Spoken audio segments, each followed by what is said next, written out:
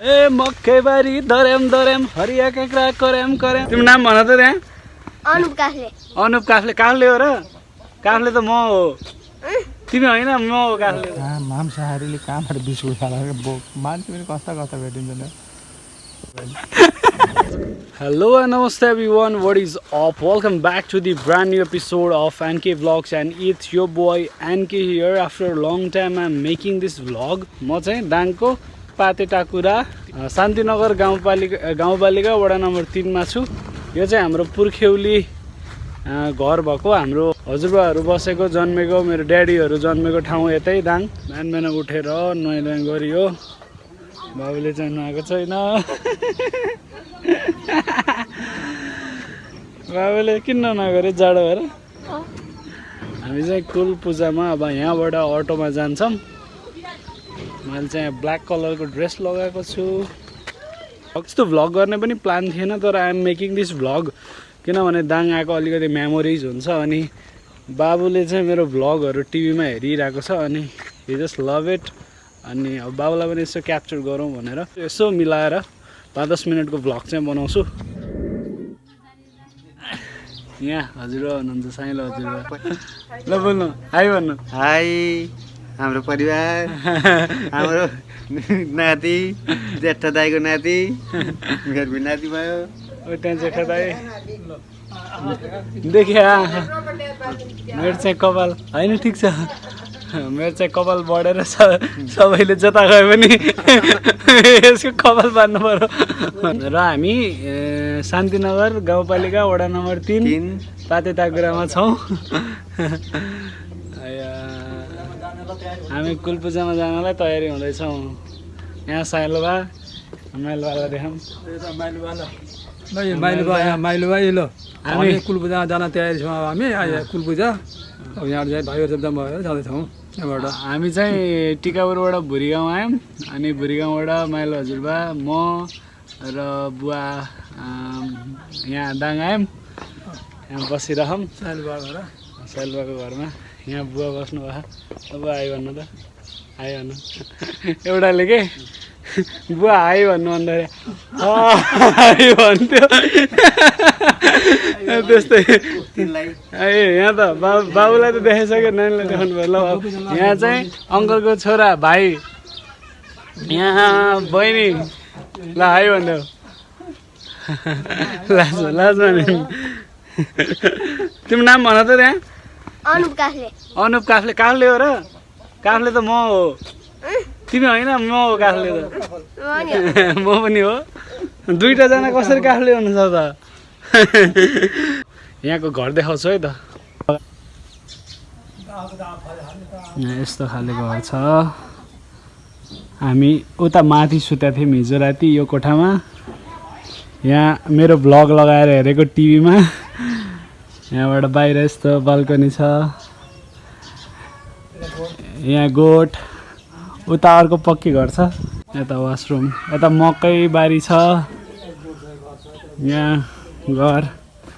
यहाँ अर्को एउटा गोठ छ। यहाँ पनि गोठ। अनि यहाँ चाहिँ ए मकैबारी दरेम दरेम हरिया काँक्रा करेम करेम। अहै मकैबारी दरेम दरेम।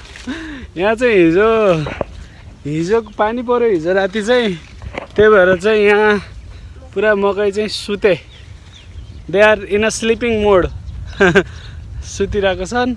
अनि यहाँ चाहिँ यस्तो दामी पाराको मौसम भइरहेछ। यो चाहिँ भ्याली भएको कारणले चाहिँ एकदमै अहिले पानी पर्यो। यो चाहिँ शीतलो भइरहेछ किनभने वरिपरि यो पहाडी इलाका, पहाडमा जङ्गल रुखहरू हुन्छ। शीतलो हावाहरू, मौसम यस्तो छ। मेरो कपाल बढेर चाहिँ यस्तो छ, तर yes I am loving my hairs. अझै लामो भयो भने चाहिँ बवाल हुन्छ भन्ने आश गरौँ।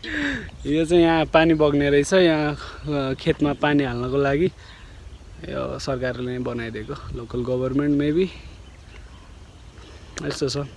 साइलो हजुरबाहरूको चाहिँ वहाँसम्म, त्यहाँ देखियासम्म छ। यहाँ पुरा मकै लाउनु भएको छ।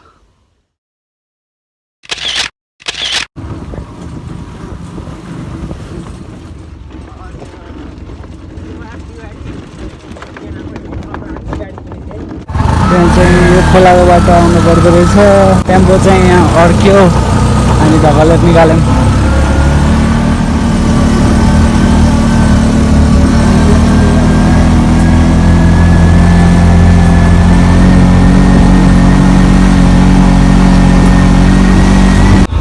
यो स्कुलमा हजुरबाहरू पढेको अरे श्री वीरेन्द्र माध्यमिक विद्यालय यहाँ चाहिँ हाम्रो कुलको मन्दिर रहेछ यहाँ सबैजना आउनु भएको छ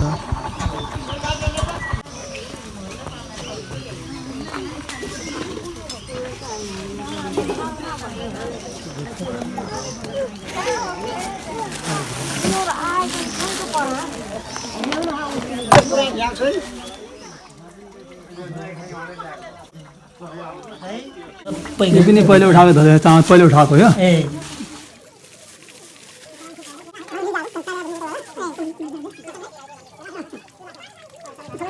यहाँ चाहिँ प्रसाद बन्दैछ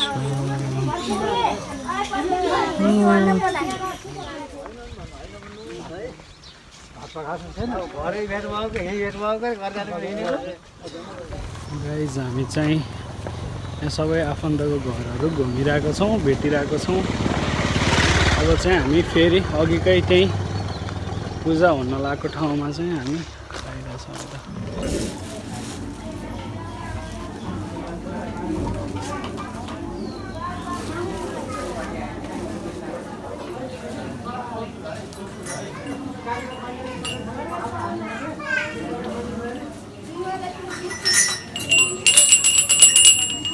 बसारी चढाउनु हो बच्चापछि रुन लाग्यो के गरिदिन्छ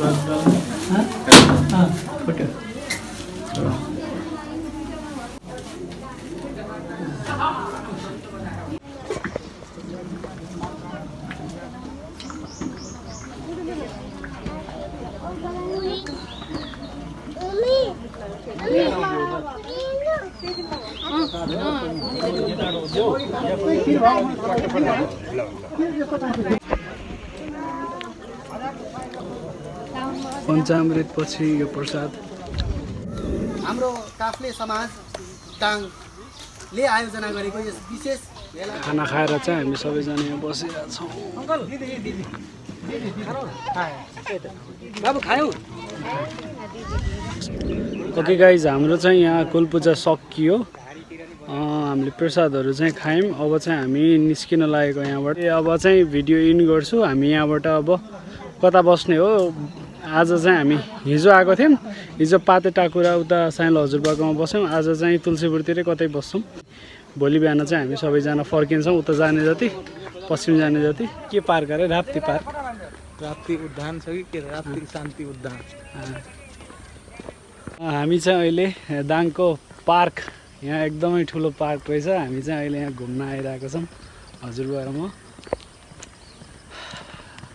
5 बजिरहेको छ अहिले हल्का घाम डुब्ने बेला भयो त्यस्तो गर्मी पनि छैन त्यस्तो जाडो पनि छैन त्यस्तो जाडो पनि छैन जाडैबाट आएको हामी चाहिँ अहिले एसीमा बसेर आएको अलिअलि गर्मी फिल भएको छ त्यहाँ चाहिँ गैँडाको स्ट्याचु रहेछ ठ्याक्कै त्यो हामी उहाँ गएको थियौँ के भन्ने शिवघाट भन्ने ठाउँमा चितवन ठ्याक्कै शिवघाट भन्ने हात्तीको पनि रहेछ त्यहाँ पछाडि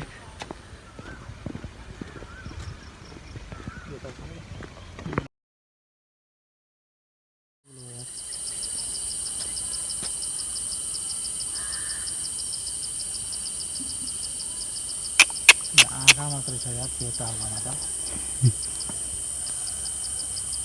कस्तो कस्तो जनावर पाइन्छ नि अर्कोले सिधा बनाएर हाताको फलामभन्दा पनि साह्रो हुन्छ अरे त्यो खुट्टा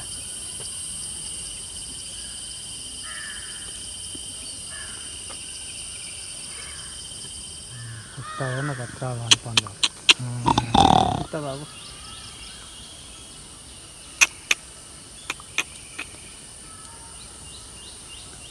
यसलाई मसिनो मसिनो गरेर मासु खाइँदैन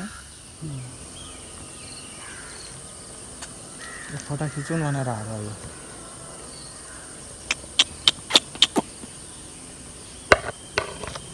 बिस्कुट कहाँ मांसाहारीले कहाँबाट बिस्कुट खाएर मान्छे पनि कस्ता कस्ता भेटिन्छ नि बिस्कुट भागले झुट खाँदो त कहिले